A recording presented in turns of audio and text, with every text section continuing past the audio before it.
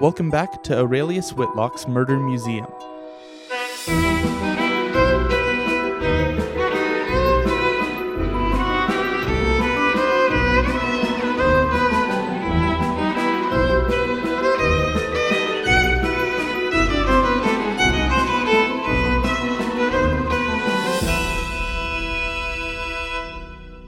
Hi, I'm Marcus Richardson. And I'm Nathan Hicken. It's part 5 of the Moonshine Exhibit, and puzzles abound on this airship. In last episode, the most notable thing is Colonel Hastings single-handedly created a steampunk sequel to Snakes on a Plane, known as Singular Snake on an airship. And time was of the essence. I found the antidote.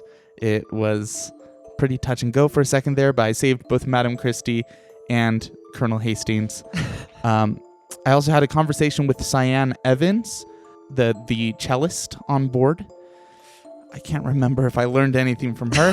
I think I kind of walked in a room and was like, well, this has been nice, and then I looked through her purse and there was nothing, really. That is a pretty accurate summary.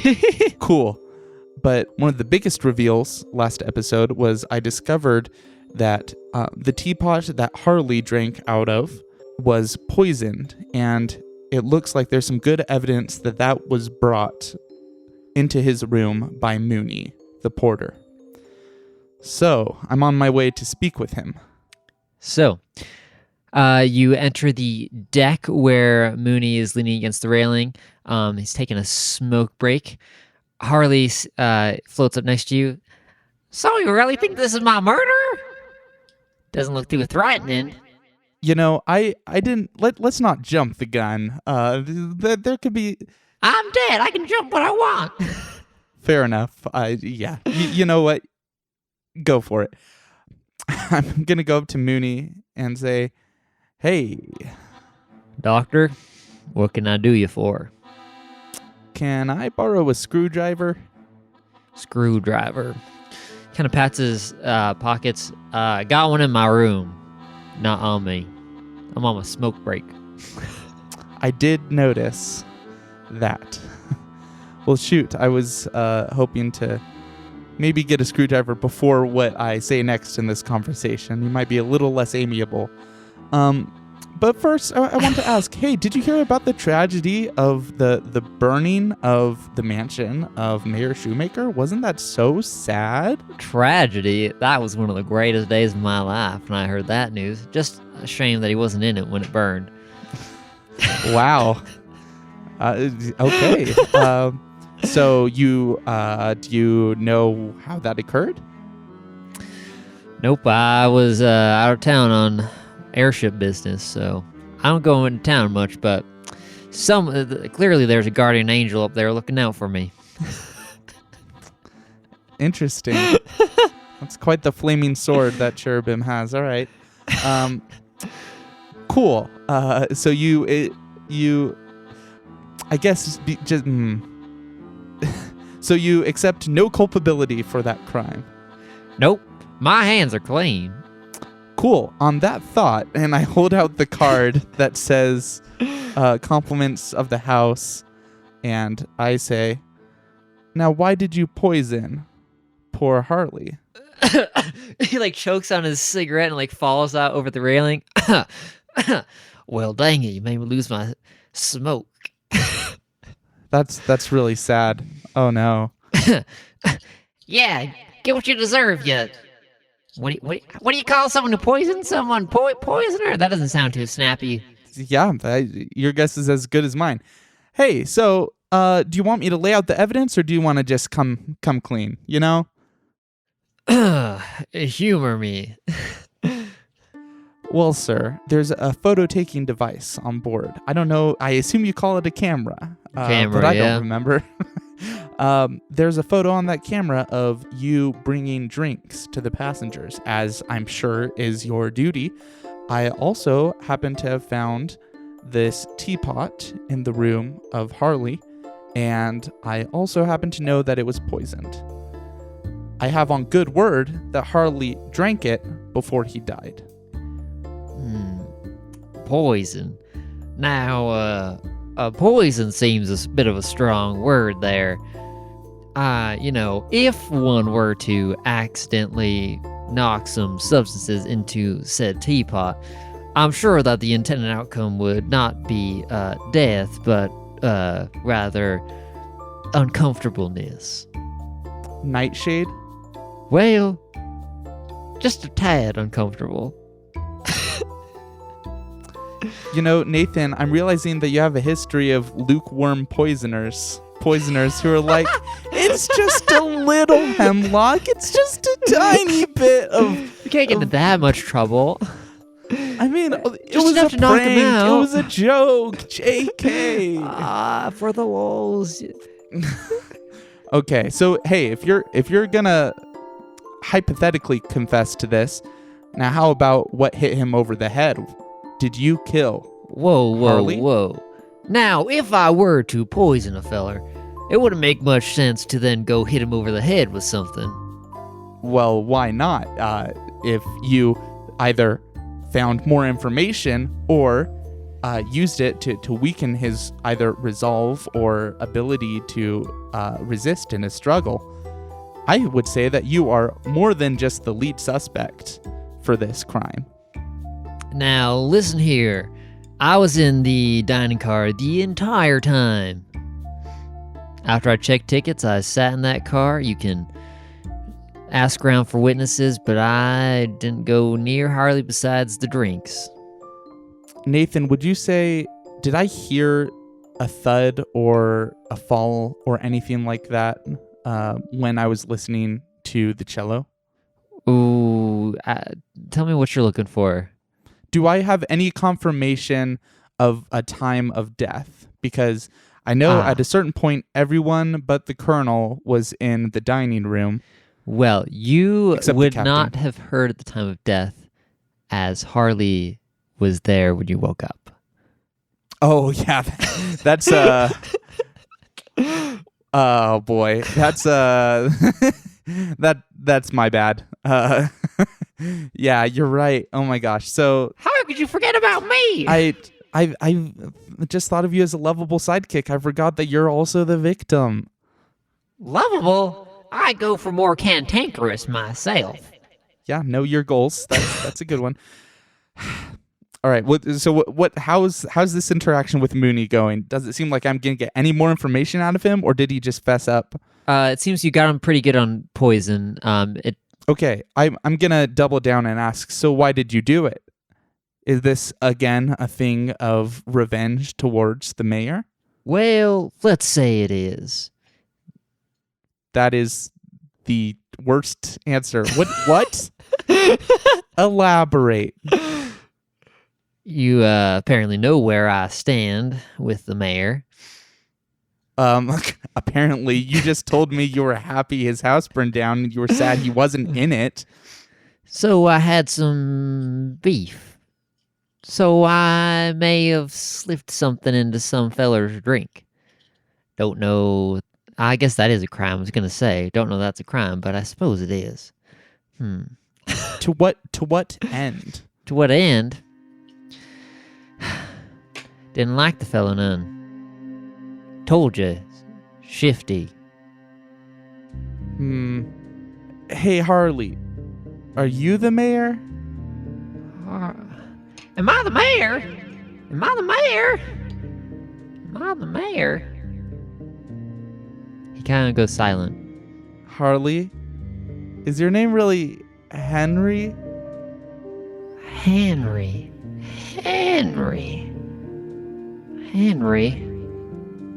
Oh. Oh no. Oh no. Doctor, I don't feel so good. I need to sit down. There are multiple problems with that statement. I don't think you're supposed to be able to feel anything, Henry. My whole world's been turned upside down. One minute I'm Harley and the next. Oh. I mean, this is about the best news that you could receive when you're dead, to find out that you weren't just some minor, you were a beloved, wonderful person who has an excellent taste in podcasts. That's Ain't that something? A beloved, wonderful person who just happens to be apparently the worst mayor this town's ever seen, considering how many people hate me on this ship. Well, I say don't give any heed to those that go hating. Mooney looks at you and says, little makeup, little beard. Can't fool me. His hands were still the same. You can tell a lot about people by their hands. I may have known who he was, but I didn't kill him. Do you understand how bad a position you are in, Mooney? Well, doesn't seem like you can do much while we're up in the air, so what else do you want me to say? Well, look at these hands. And I take my hands and I reach to grab the collar of his shirt. It's a little slippery because you still have those gloves on, but you managed to grab his collar. Man. I'm gonna hold him up against the railing of the deck. Whoa. Now, see here. I didn't do nothing to nobody, except maybe a little poison.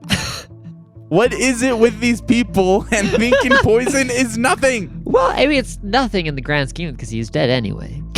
Oh, dear gosh. Okay. Relative morality. Mooney, I'm going to need you right now to give me something, anything. Point a finger at someone or something that will give me a lead, because you're all I got. I swear I'm not the only one who knew who he was. Okay. I'm gonna let go of his collar brusquely. He straightens his singular eyepiece. I think I need to have a chat with Henry. Give me a moment. I'm gonna walk off deck. Now don't you go call me Henry. Henry! That still don't like it. I don't like it. Well, maybe that's why you went by Harley, huh?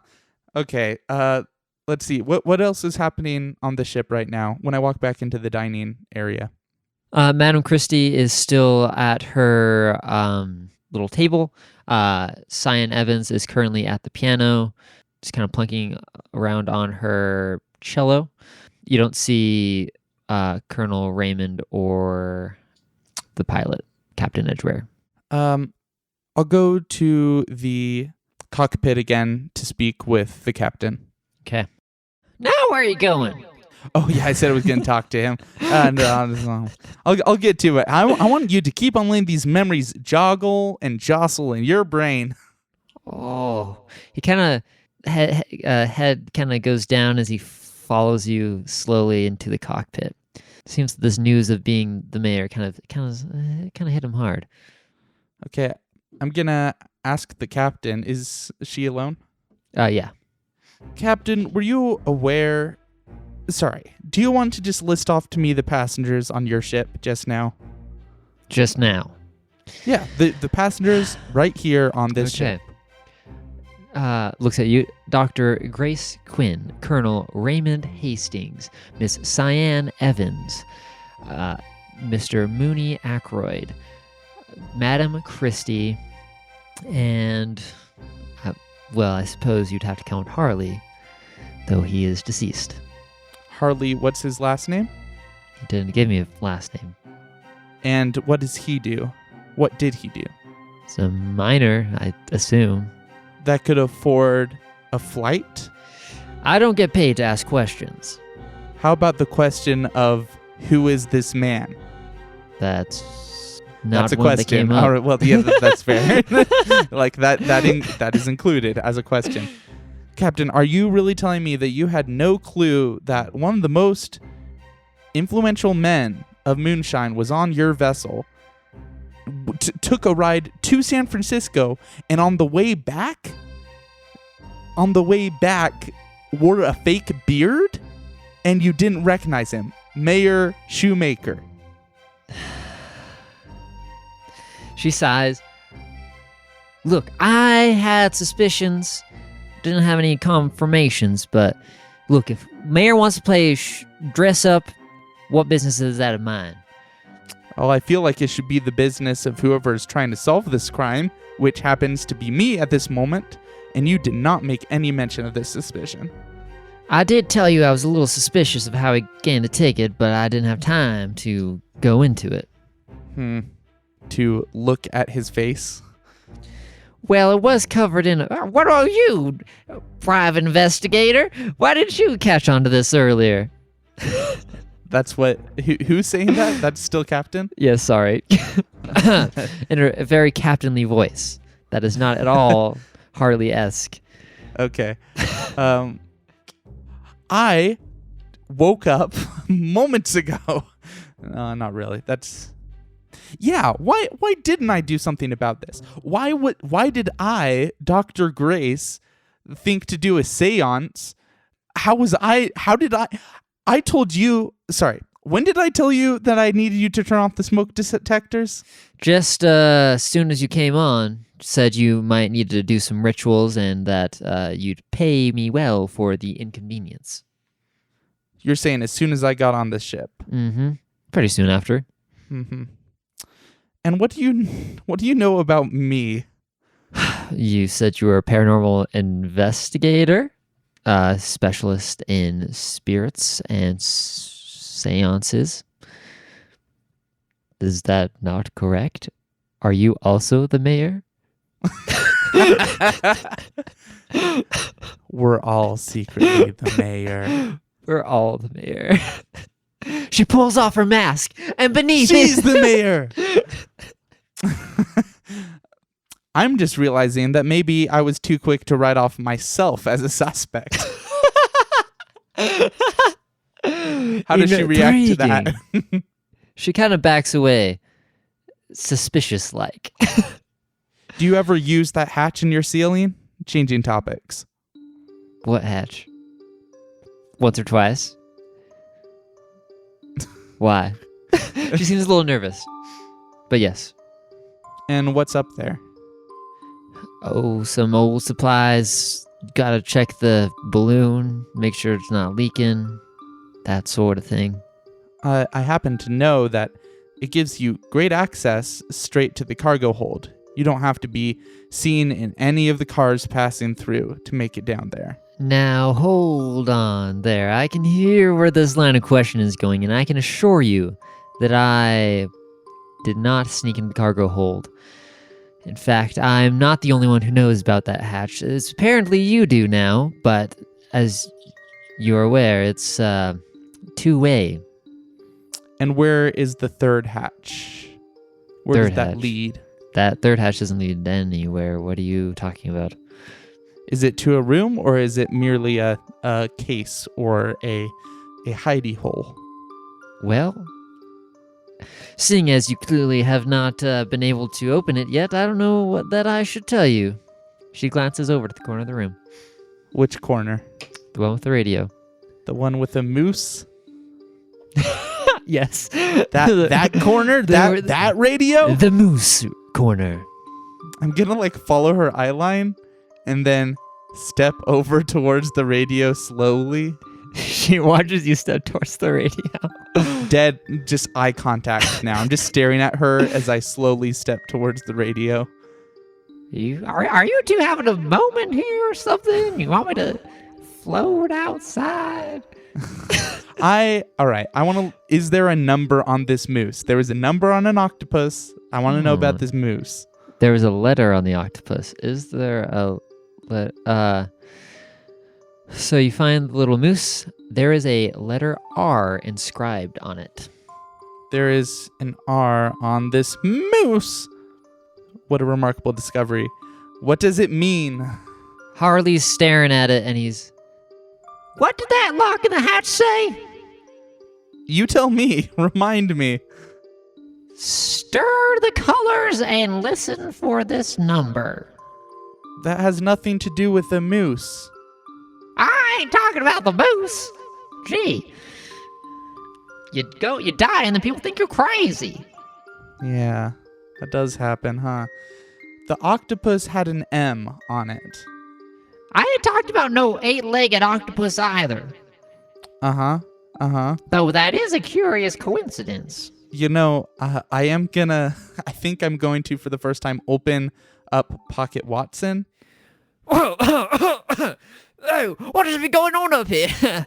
Oh, it's been so long since I've seen the daylight. Oh, blessed sunshine.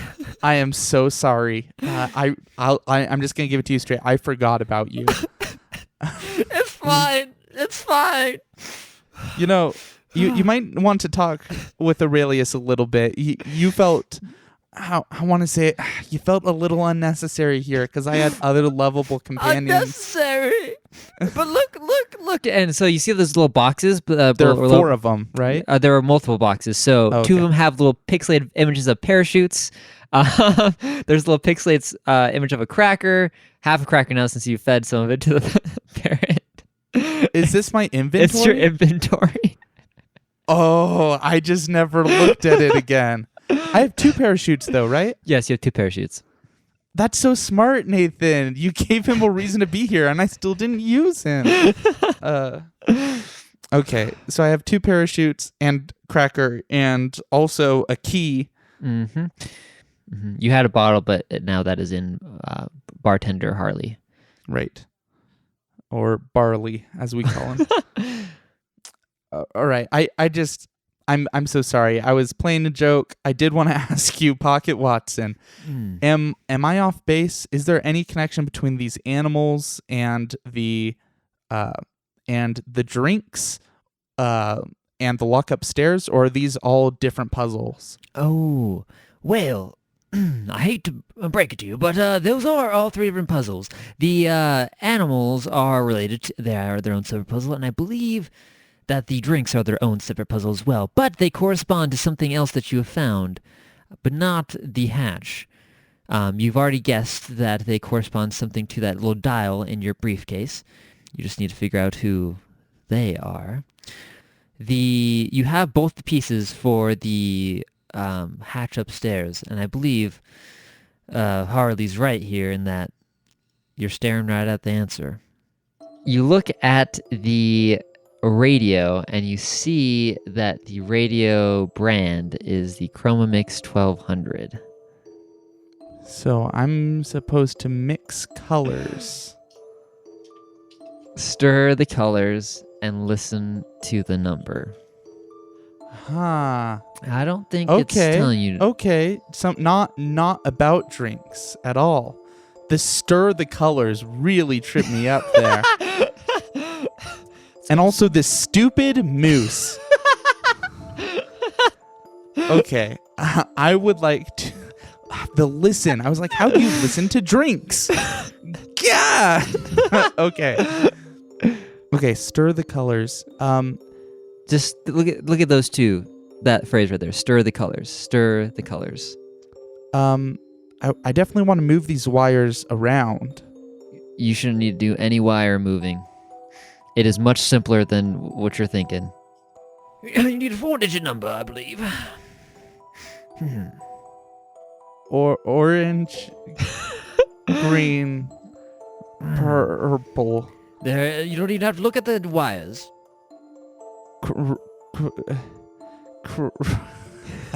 Pocket Watson, keep talking to me. I'm struggling. I believe stir the colors was just a reference to get you to the radio. Okay. In fact, get you this specific radio, this chroma mix, or stirred color. Okay. Cool. Well, I turn on the radio.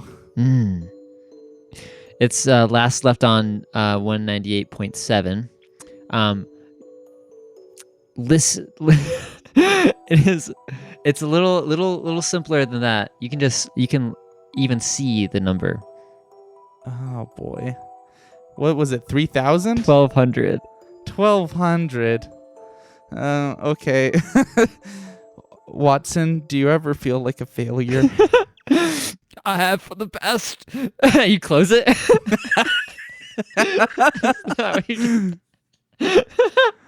Well, I do feel a sense of kinship with Pocket Watson.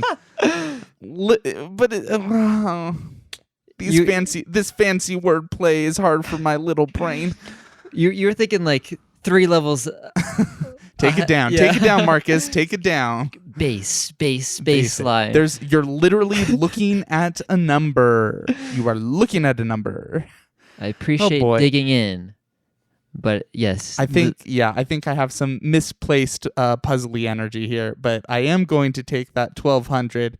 I am not in the presence of the captain, but I'm going to go over to the cargo hold, climb up, get to this hatch, and type it in. You get to the hatch, you type it in, and it unlocks, opens up, and you see that there are partially full bottles of moonshine. Yep. All with the white blobs on the bottom. Some are fully empty, some are partially empty. It looks like they spilled quite a bit. You can see a little ledger that you pull out. It's kind of soaked, but you can still read it. It's a record of payments and shipments, basically the whole smuggling activity, and then there is even some wads of cash. But no, like, blue bottles in here? Blue bottles. You found the blue bottle that was sparkling water. You haven't seen the green bottle yet. Right, no green bottles in here. Okay, I'm going to do something I haven't done yet, which is a detective aside. So there are two entirely different avenues. Well, not different, but two avenues of, like, problem solving at this point. Who done it and why, motive, method, all these things. And then a ship full of puzzles is the other thing. I'm sure they connect. But just on the side of who did it and why, the captain has been smuggling moonshine. That's not altogether surprising. What? But the person I'm considering now, if I am to trust Mooney that it was just a harmless little poisoning and he couldn't possibly be guilty of murder. Nah. What? The other person who might have something to gain from the death of the mayor would be Cyan Evans, because the mayor wanted to close the mines. And if the mines are closed, then I don't know. This is bad. She doesn't want the mines to close. So that's probably something I should question her about. I don't yet know. Maybe I should ask Madam Christie and the Colonel if they had any opinions about the mayor. I'm not sure I remember what they said about Mayor Shoemaker. And as far as puzzles go, I still have a briefcase to open. I still have another clock face to look for. And I still need to get something that's zipping through the vents, through the tubes. The pneumatic air tube system, patent pending. And then also there are two rooms I still haven't explored. Maybe that's what I'll do first. I'd like to go back to the hallway with all of the rooms. So there's two rooms left. One is Mooney's, one is Madam Christie's. One's on your left, one's on your right. I'm going to just go into Mooney's room. Okay. You guessed correctly. That is the one on the left. So you go in, and it is absolutely lined with snapshots of the electoral race. It seems that the captain wasn't exaggerating when she said that he was obsessed. You dig around. There's a bed with some like more permanent dressers, because like he lives here. You dig through. You do find a bottle of little amber liquid, just a little vial, and then you also find a parachute locked in a little box that says my true name. Easy. Nicholas. The box pops open, and now you have a third parachute. Yoink. I might want to just grab the other one so I know I have them all. I know there's one on the bartender that I don't think I took yet. You've not taken that one. Or the one in the captain's quarters. You've not taken that one. So that is 5. And then there's one other one that you've seen as well. Oh, there's another one I haven't picked up? Yep. It was in a display case on the deck. Ah, yes. Okay. Cool. Well, I yoink that. Any other things of interest in Mooney's room? Nope. But you notice that Harley's staring at the clippings, and he's kind of somber. I really said all these things? Well, that's just downright mean and nasty. Oh. Are you ready to talk through things? I still don't remember much. Hardly anything. If I really was the mayor, well, I can see why people didn't like me much. At least this fella. Harley needs So- to go to therapy. So nothing else sprung to mind then? No, but maybe it's just taking a little time for me to accept. Sure. Do you remember the flight there? Do you remember auctioning on the mummy? I remember a big room with that crate in the center. I remember raising my hand. Wow, I really did have all that money. And I spent it on a dead guy. What was I thinking? It was in you the whole time. You didn't have to spend a dime. Right, here I am, dead. No one spent $4,000 on me. Gee whiz. Oh my goodness. So Harley, Henry, I can call you Harley if that's what you like. Yes, please. You spent that check. That check receipt was for the mummy. Oh my. Golly gosh. Yes, sir. Yes, sir. The evidence was there the whole time. Okay. Well, leave this room of pictures and slanderous words spoken by my ghost friend. And Madame Christie's room, is that available? Yes, Madame Christie's room. Okay, the last room you open, and it is coated in thick purple fabric on the walls. There's even sequins kind of sewn in. You know, it looks kind of tacky, not gonna lie. It's not the greatest medium cave that you've seen, but you know. I'll be honest, sequins have to be done extremely well for me to even give them the light of day. Otherwise, it's just only makes things worse. Facts. So there is actually, she has a little desk by her bed. You kind of flip through one of the drawers. So you find a little auctioneer paddle from the Leighton Auction House. The very same house that the sarcophagus was sold at. You also find maps of Egypt with ink lines drawn all over it, crossed out X's. It's been annotated to death, basically. There are books on Merikari, ancient Egypt, about ciphers and whatnot. You flip through them, nothing of interest pops out, but it does seem that Madame Christie is very interested in this, specifically the sarcophagus. You also find two other things hidden under the bed. One, a lime soda bottle with a green blob on the bottom. Lime. And two, a strange-looking device with pipes and tubes. It's vaguely shaped about the size of a small notebook, but again, pipes, tubes coming every which way. You can hear liquid sloshing around when you shake it. You can also see that there is a trigger. Is this something connected to the pneumatic tubes or totally different? Totally different. Okay. Should I pull the trigger? Where are you pointing this? At Harley. Okay. You Wait. No, I don't pull it. I'm just pointing it. Come on. Okay. I'm just pointing it. Okay. All right. Sorry. Describe it for me one more time. Trigger, something sloshing around. Tubes, pipes. It's hard to tell exactly what it is. Is it You can't in the form of like a gun? It kind of looks like that. You can see an opening where something would shoot out. Maybe there's liquid inside, so. Well, whatever it is, it can't be good. Anything with the trigger can't be good. So I think I'm gonna. Pocket Watson needs more love. I open him up. Hey, buddy. Yes, hello. Sorry about the previous breakdown. I'm so professional, yes. He wipes away a tear. What can I do for you? Do you know what this is? Oh, yes, I've seen one of those old models before. Wow, it's been many years, though. We usually see those in antique and history books, but I believe that is a primitive version of a blowtorch. Oh. Glad that I did not pull that trigger. Yes, squeezing the trigger will release a small jet of flame about 2 to 3 inches. So not devastating, but Well, I'm going to step out of this room and think for a second.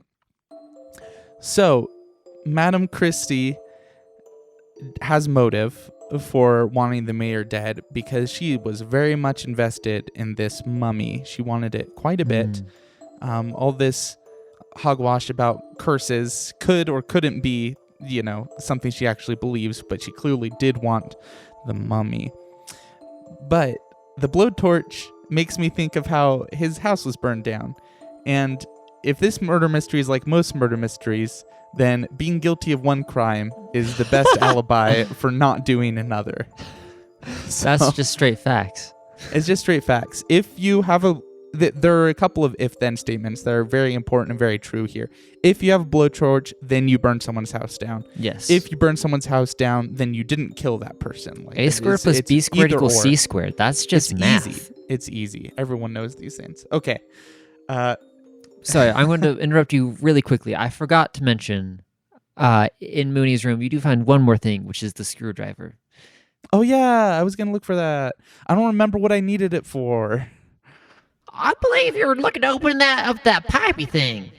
Yeah, that's what it was. Let's do that. Let's go to the deck or wherever else and see if we can get the pneumatic tubes open. Okay, so it is the deck. You go out on the deck and you have to pull a chair out to reach the pipe. But you see there's a little maintenance hatch essentially. And by unscrewing it, you can access the pipe. So you can see now the objects whizzing by. I will warn you, sticking your hand in while it's whizzing by that fast, you could probably lose a couple fingers. Mm-hmm. This is the time to use the trusty compass. Use and what? just like that carnival game, that arcade game you mentioned, I'm gonna try to hit it right on time. Okay, it takes you 4 tries to get it. Now, hey, you don't know it takes me 4 tries. In fact, can I roll for this? Yeah, if you have a dice, you can roll.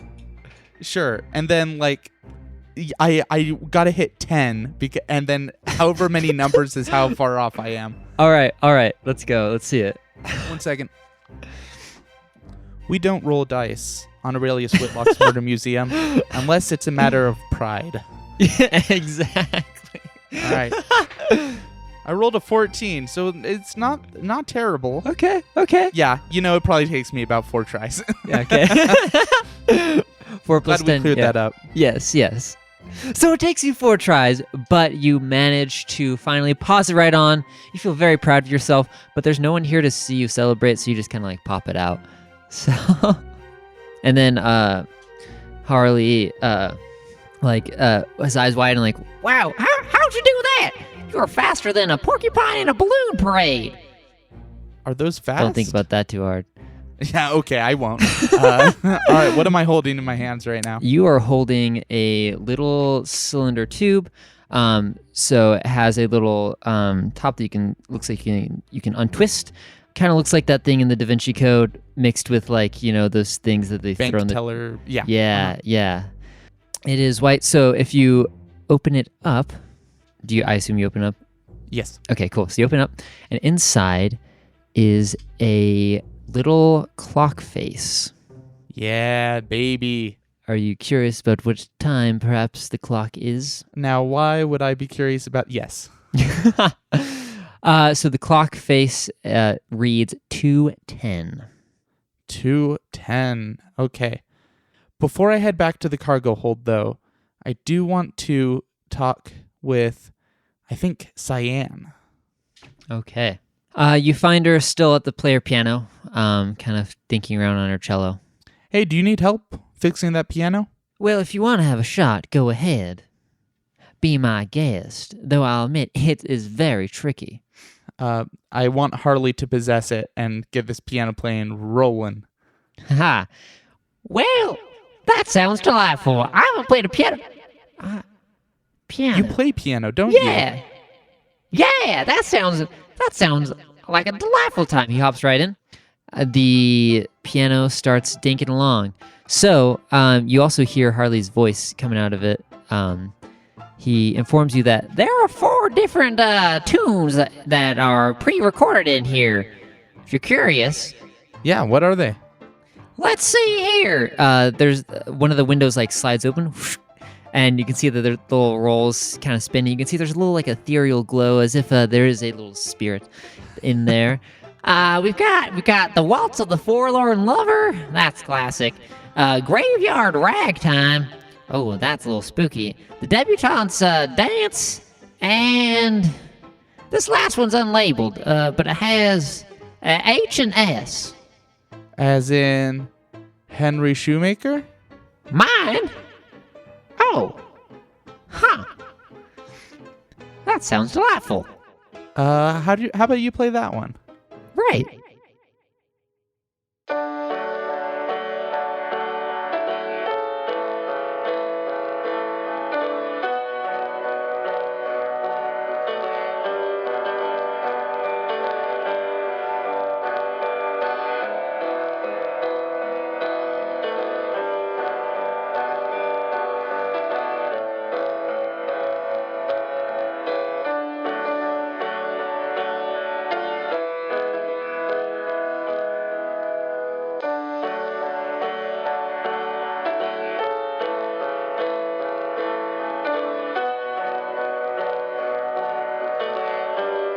That's about it. It just keeps looping after that.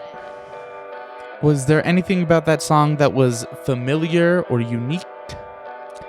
That, like, to me? Yeah. Well, I know that's one of my own, because that just feels right. I know I wrote that, but I can't imagine why. Strange. Could there be a message in it? A message. A message. You're in there. Do you want to read off to me the notes of the melody? Yeah. Let's hear that one more time.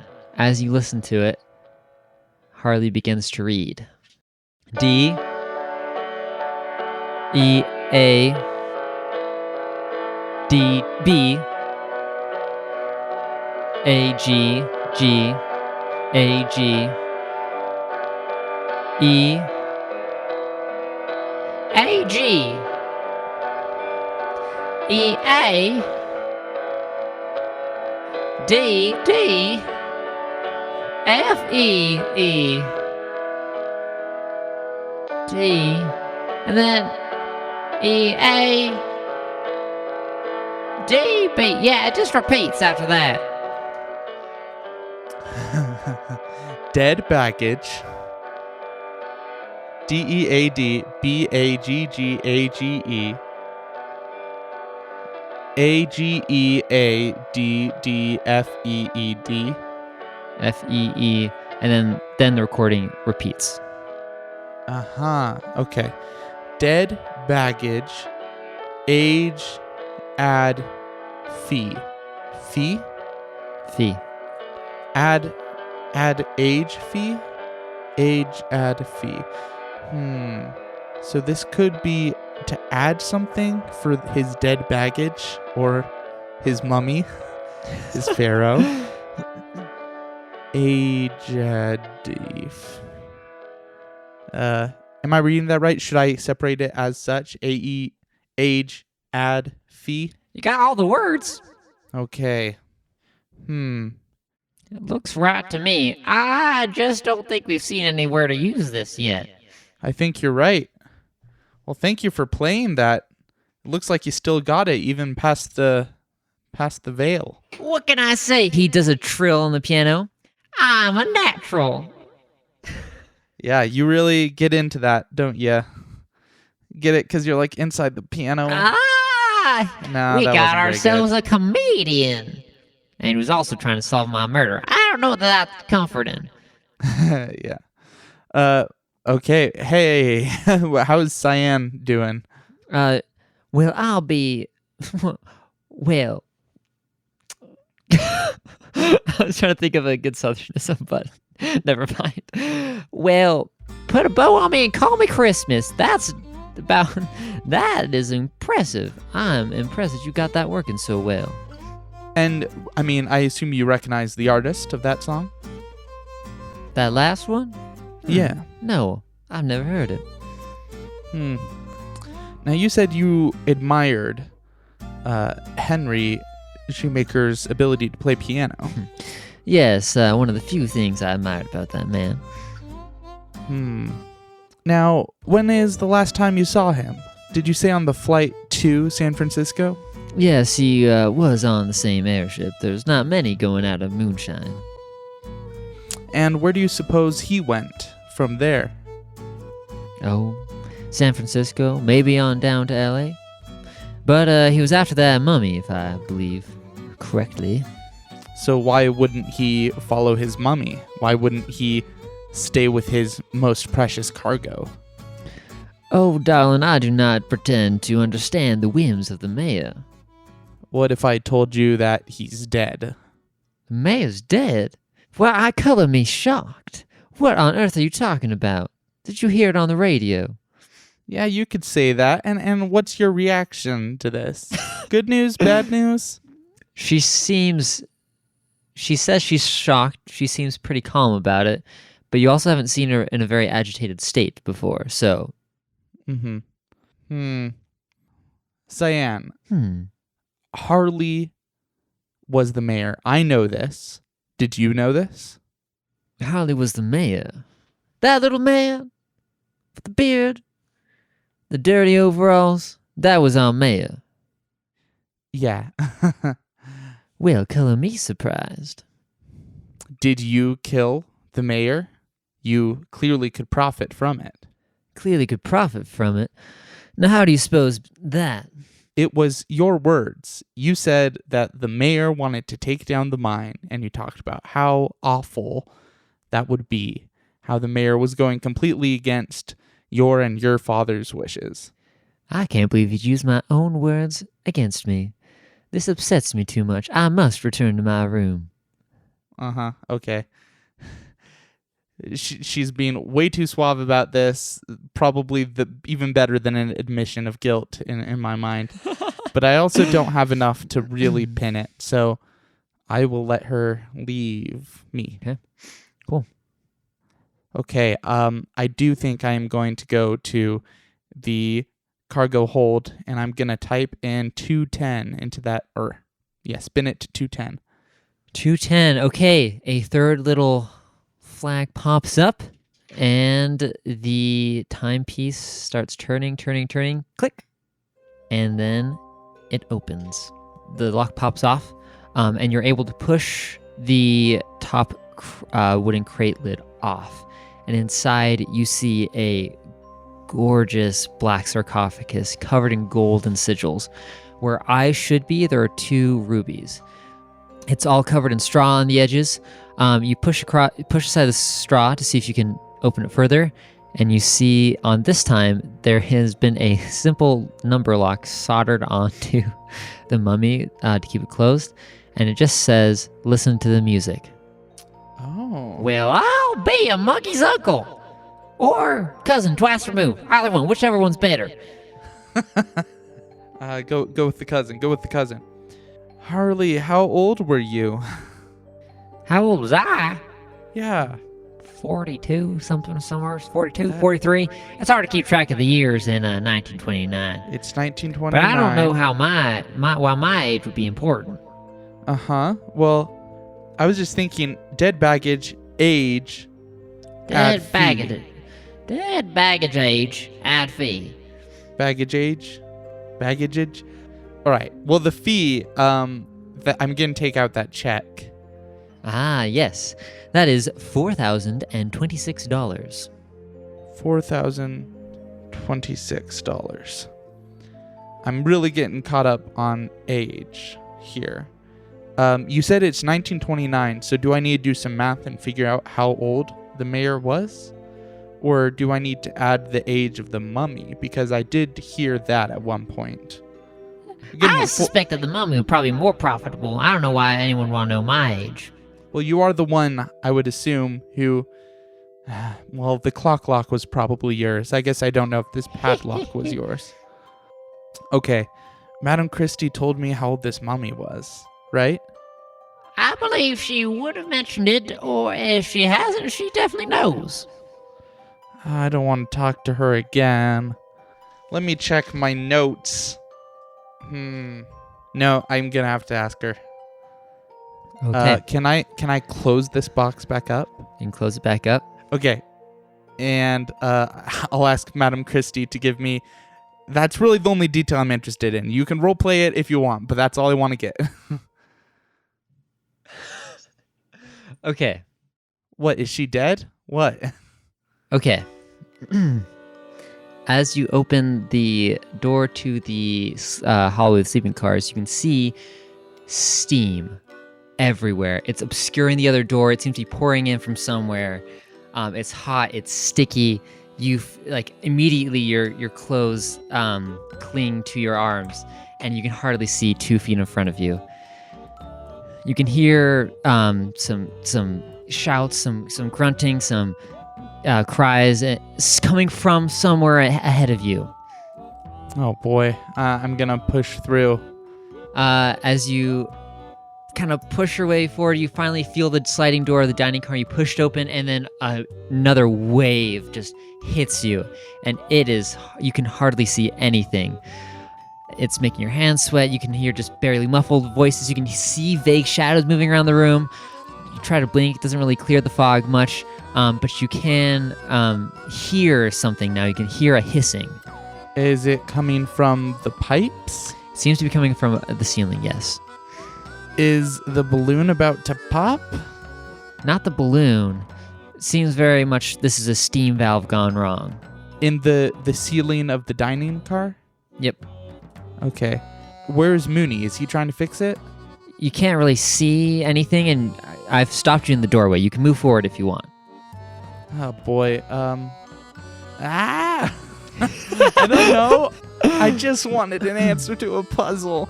I have a screwdriver. I'm gonna feel my way. I'm gonna shout out in the room and say, "What's happened? How can we fix this?" Oh, there's a steam valve on the ceiling. Need to shut it off. How? How do we do it? We gotta find the blasted thing first. Find it in the ceiling? Well, it's on one of the pipes. Sorry, I slipped and hurt my leg. Otherwise, that'd help. Harley's or Mooney's voice is coming from somewhere down on the ground.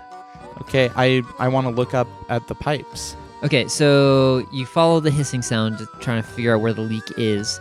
As you do, you run right into a table, scuffing your toe. Harley. Sorry, I meant to warn you about that. But it looks like the pipe you're looking for is right above your head now. Okay, can I stand on a table and get up to it? Yes. So you can stand, get up to it. You can feel the spray. You can also feel that the pipe has been broken open by something, and you can feel that there is steam coming out. You need to turn off the valve, though. But the valve piece is broken, essentially. So as you fiddle with the thing in the ceiling, you drop down, and you notice that there's also bits on the floor. So I'm going to send you something.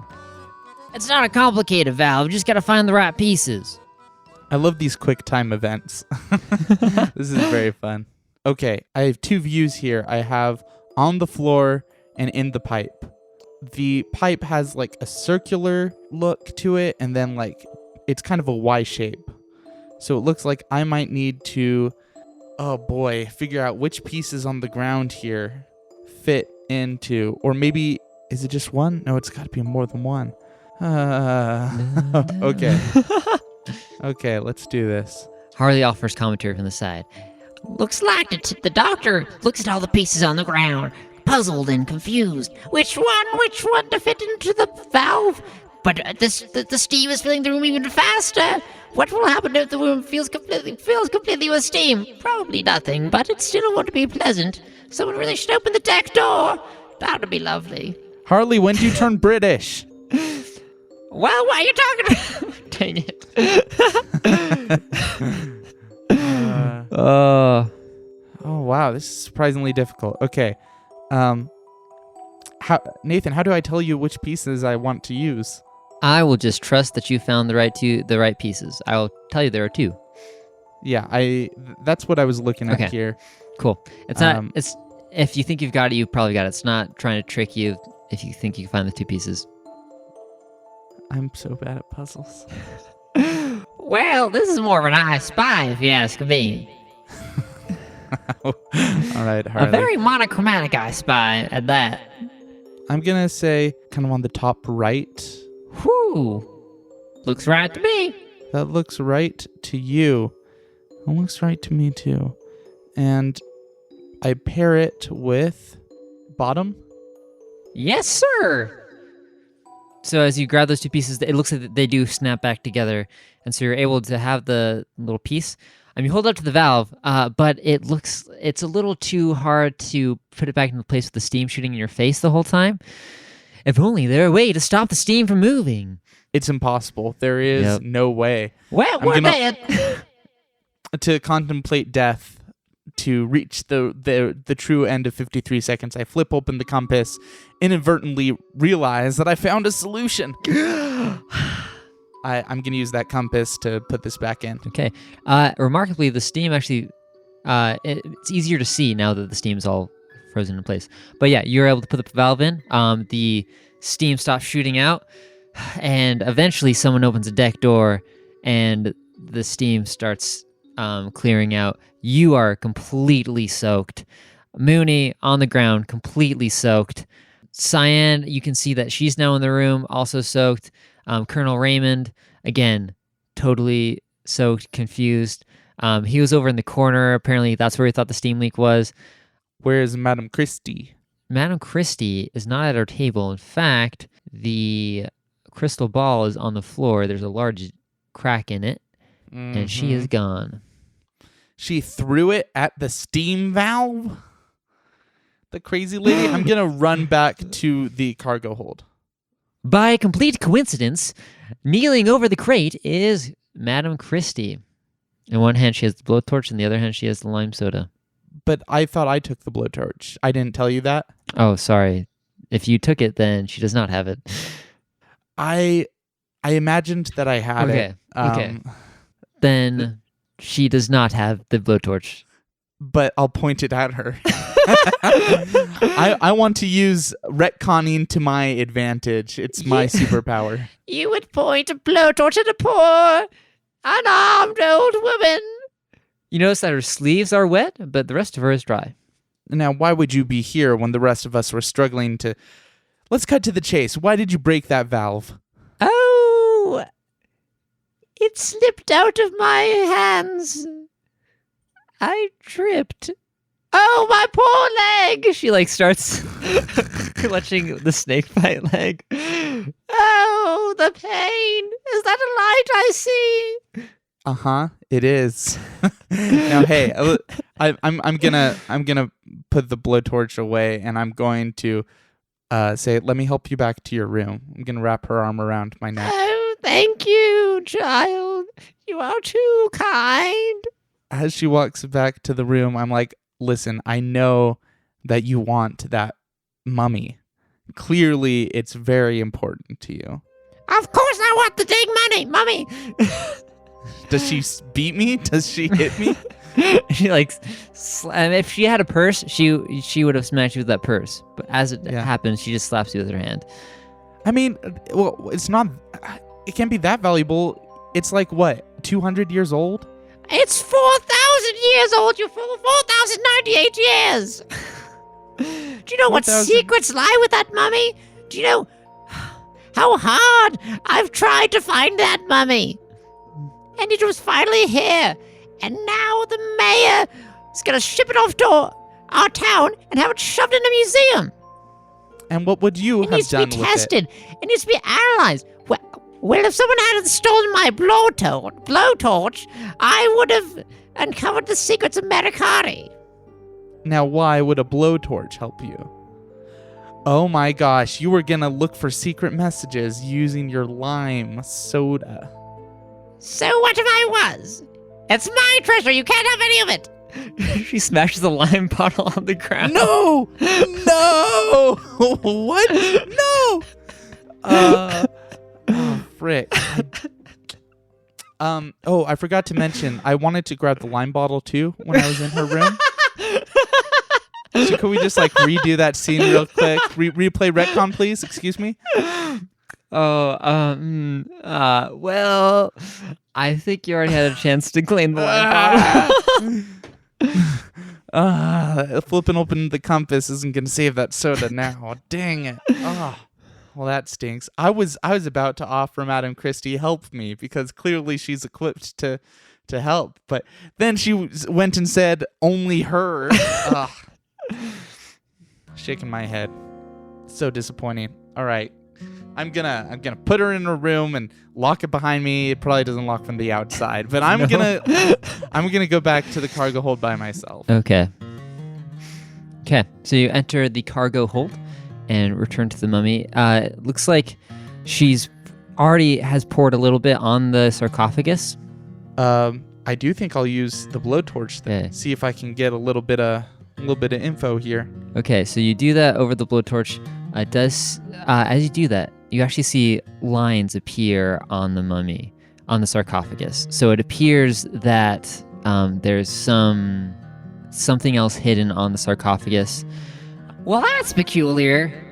There always was rumors that the sarcophagus held secrets to where the tomb was located. How did I know that? Well, I guess I bought the darn thing. Interesting. You think there's a map here? Well, I believe that's why Magnum Christie was after it. Always off gallivanting around the world trying to find the latest newfangled treasure. You don't think she would kill you over it, do you? Kill me over it. Well, she did. Didn't work out very well, seeing as the sarcophagus was still locked. You had to unlock it.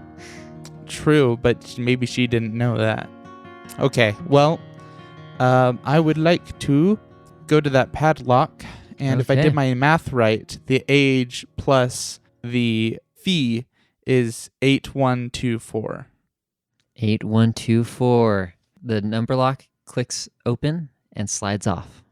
You push back the sarcophagus lid, and inside is a mummy, wrapped not only in bandages but in a large black cloak.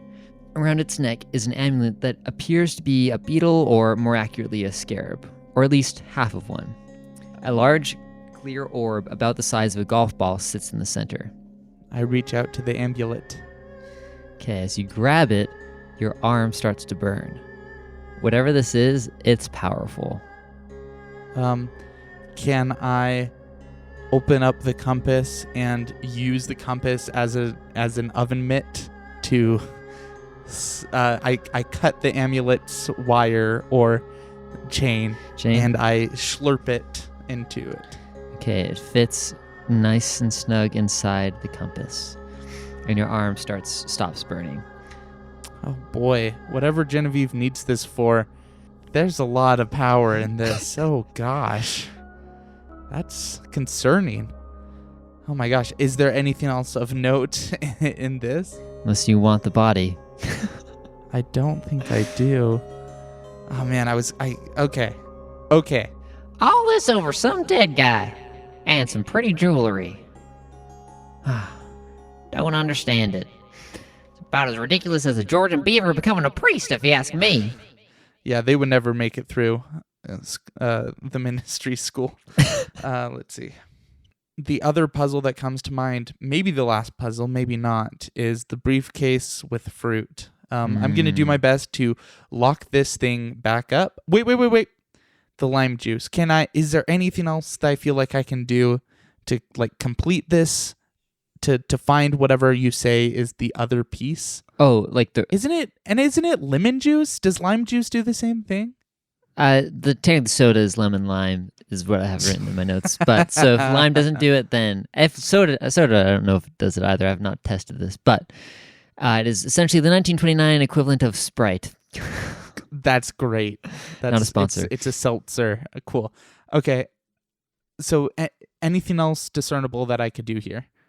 No, it appears not. Fair enough. Well, I want to lock up the sarcophagus and lock up the clock box. Okay, you push the little flags back down and it relocks. The clock hands spin around, or scrambling it, and you go back to your room. Actually, before I do that, I do want to just sort of kneel down by the body and register for a second. Like, okay, so this man was the mayor. He seemed to be despised by several people.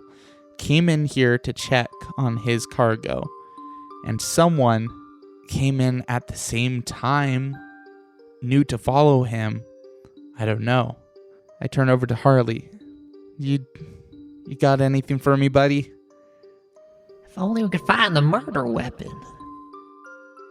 That would be cool to find. I look at the wound again. It's blunt force trauma on the back of the head. Yep.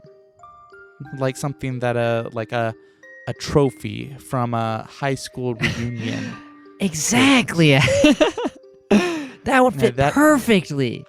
That would be that'd be an interesting murder weapon and a remarkable story. Okay. Yeah. Oh boy. Let's go to my room, like you said. Okay. Just go to your room, pull out the trunk, and the dial is there. Their favorite. Their favorite. Now, who would Grace include in her top 4 individuals? Now, you know the favorite of a few individuals. Yeah, let me look at that drink list again. Now, there's 4 slots on and this on the little drink wheel. list, there is 4 people as well. 4 slots with different options for fruit, vegetables, fruit/vegetables with like the root and the ginger. Harley, what's your favorite fruit? Favorite fruit? I don't eat fruit much. I do have a favorite drink, though.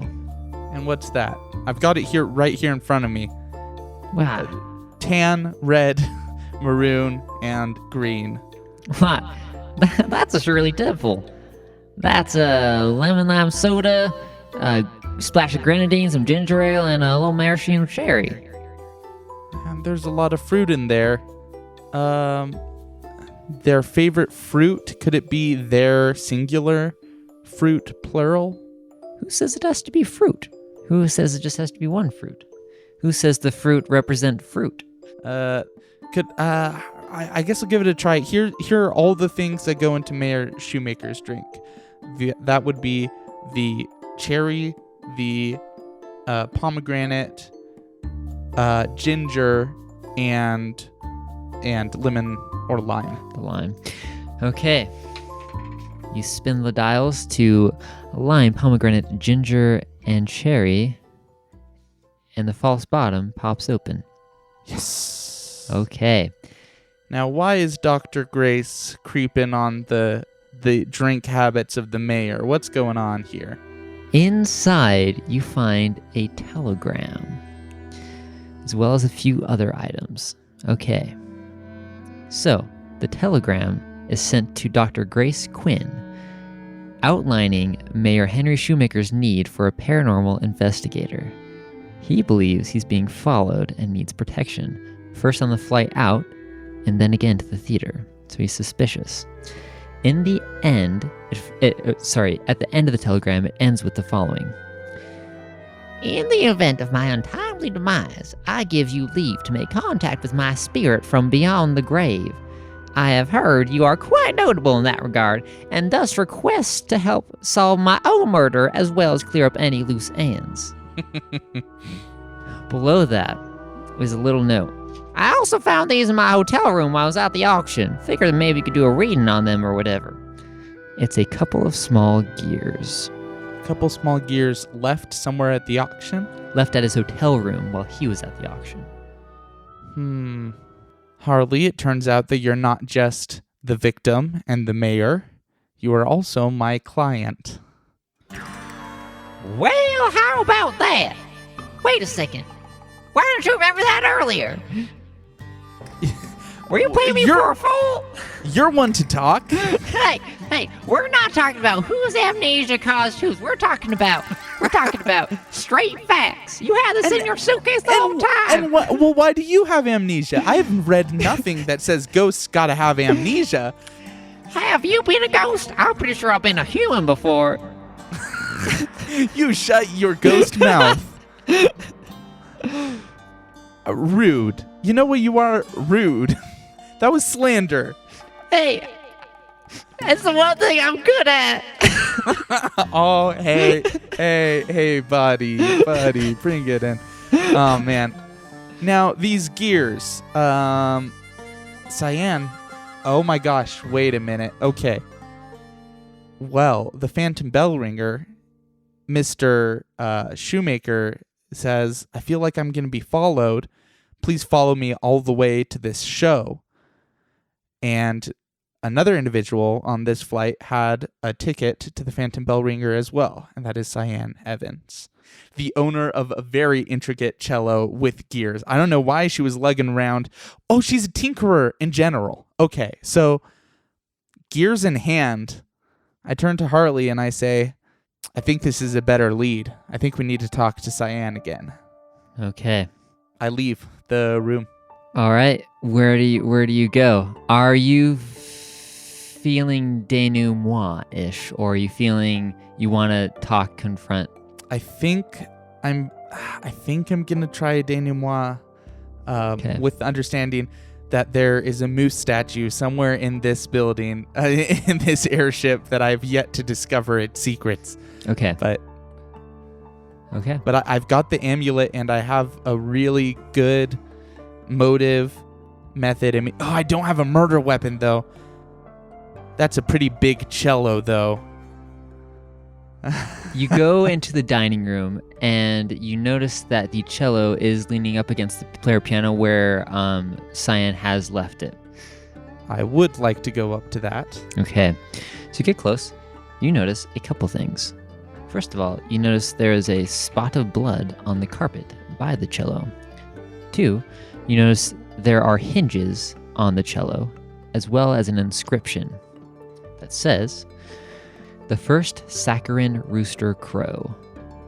Sweet chicken clucks. Of course. The very thing. All right. Hey, sir, can you remind me what's in that cello book? What are our options? I can indeed. You have Pachelbel's Canon, Bach's Cello Suite No. 1, Vivaldi's Spring, and Debussy's Clair de Lune. You sneaky, tricky son of a gun. Hey, Harley, can you play some Bach? Well, I can certainly try. You just might need to hold the bow. Oh, and you'll wiggle back and forth on the cello. Yeah. Well, we'll do it quick. We don't know when Cyan's coming back. Okay, so Harley slides into the cello, you hold up the bow, and then soon Bach's Cello Suite No. 1 begins to play. After the first movement, you see the gears start to move. They turn, twist, and then the front opens up, and inside is a bloody crowbar. I'm gonna yell, "Everyone get in here right now." Okay, everyone. I'm gonna tell Harley, go do some haunting. Make people's the hair on the back of their neck stick out. It would be my pleasure. You got a little British again. It would be my pleasure. He goes full old man McGucket and possesses anything and everything that he can. Soon people file in, looking a little terrified, a little shaky. You don't know what they've seen, but they've seen things. Is the floor mine? Is everyone The floor here? is yours. The soaked, wet, blood-stained floor is yours. I kind of hate denouements, or denouement. You got this, Doctor. You already solved it. I promise. I'll be right here the whole time. Of course, they can't hear me or see me, but you can, which makes this so much better, in my opinion. Well, I assume we're about to land, too. This was a 2-hour voyage, and I've been trying to solve this mystery for about 5 hours, so I feel like we might be close to touching down. Use the compass a couple times, you know. Yeah, not that much. Definitely not that much. I'm going to say, ladies and gentlemen, the death of Harley was indeed a murder, and the first and most important thing to say is he was not Harley. This was Henry Shoemaker. Gasps come from Madam Christie and Colonel Raymond. The least perceptive of the bunch, apparently. The mayor wanted to ensure his own safety, so he hired me, a paranormal investigator, to, in the unlikely event of his demise, bring him back to life and gather information. Solve his murder. Unfortunately for him, he's an amnesiac. I don't know why. Hey, I don't know why either. Stop. Why is that important? But fortunately for him, I gathered some evidence, and I know who killed Henry Shoemaker. It was you! And I point towards Cyan Evans, who I'm sure is as nonplussed as she's been this entire time. Well, You'll be accused. I'm gonna say you had a motive. The mayor was planning on shutting down your mine. You had a suspicious ticket that shows that you likely were tailing the mayor. But most importantly, I nudged the cello and try to hip check it and have the crowbar stumble out of the cello. Harley helps you out a little bit, but yeah, it falls out incriminatingly on the floor with a satisfying slap. Everyone's eyes go to the bloody crowbar. Really, at the end of the day, this is all we really need. Cyan, you want to say something about this? She stands up. My dear doctor. But of course I killed him. I've been following him around, waiting for an opportunity, but unfortunately the timing was never right. Until we all found ourselves on an airship together once again.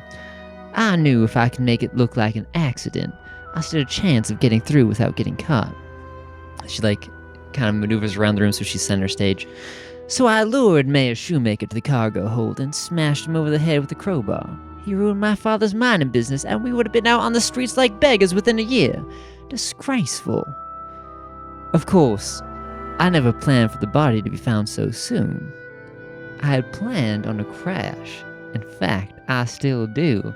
She pulls the cord leading from the camera.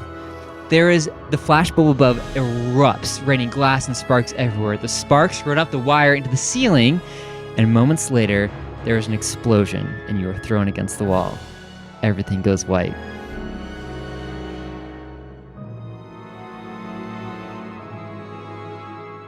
You come to groggily, but you're not back in the museum like you thought. In fact, due to the smoke and steam currently clouding your vision, you're still in the airship, now with a splitting headache. You see that Captain Edgware has been thrown against the piano, which is now in pieces. She's bleeding heavily from a wound on her side. Madam Christie and Raymond are huddled over her, but she does appear to be breathing. Smoke is pouring into the room from the ceiling, and as the ringing in your ears slowly clears, you start to notice another sensation, a tilting sensation as the airship starts to dip. Nice of you to come too, says Harley in your ear. I was worried you were going to let me spend my last moments alone. Yep. Give me a second. All right, it's go time. I know where the parachutes are. I have 3 of them, correct? You do. Okay, I'm gonna take those out of my pocket watch, Watson, and give it to the 3 people over by the captain, right? Okay. Yep, Raymond, Captain, and Madam Christie. Mooney's not in this room. Okay, well, I mean, what is a crash? It's kind of like poison, you know? It's harmless. It's not that big a deal. Okay, I'm gonna run out to the deck, and I'm gonna break that glass. You break the glass shatters everywhere, and you manage to pull the parachute out of the display case. Running back into the room, I check to see if the parachute has been taken off of the bartender. It has not. Okay, I take that as well.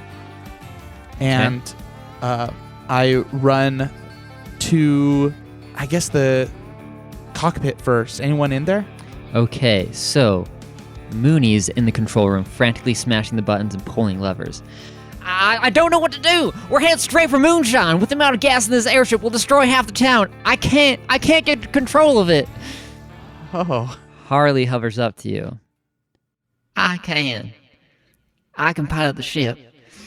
Just like the bartender and the piano. I can feel it. You just need to get the others off the ship. I won't be able to stop them from crashing and burning up, but I can stop them from hitting moonshine. Bless you, Harley.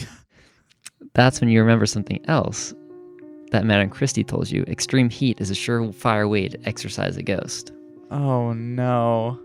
Are you... You're gonna be ripped into 1,000 pieces, Harley. If you stay in this environment, that's the most painful way for you to get out of this whole experience. He looks at you.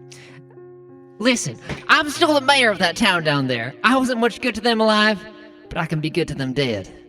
With that, he gives a small salute and dives into the machine.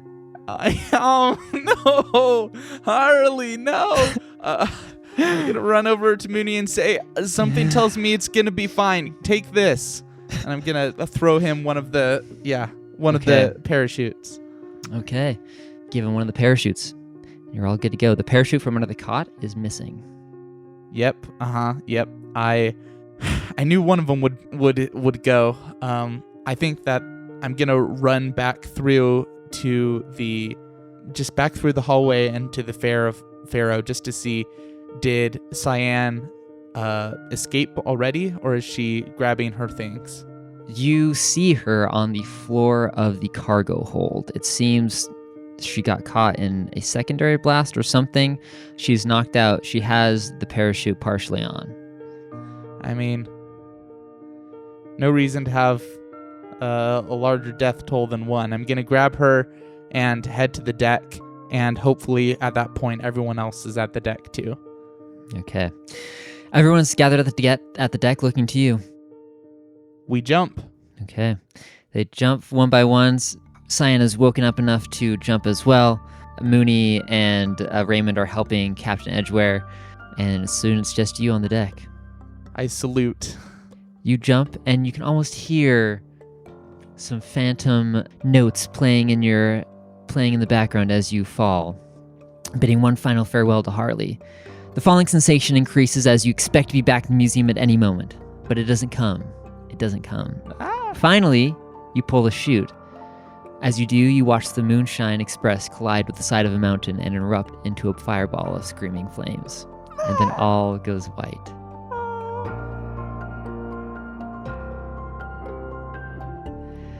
You stumble back into the exhibit, your feet on firm ground for the first time in what feels like ages. The bar is still there, with the candles out. You can see a little shadow of an automaton bartender in the background. The headlines from the newspapers now read, "The Moonshine Tragedy" and "Mummy's Curse or Pilot's Worst." At the bar sits a drink, a lime soda with a splash of grenadine, ginger ale, and a cherry. A Shirley Temple, Harley's favorite. I pour it on the floor, and I say, "You were too good for this world, and you had an excellent taste in podcasts."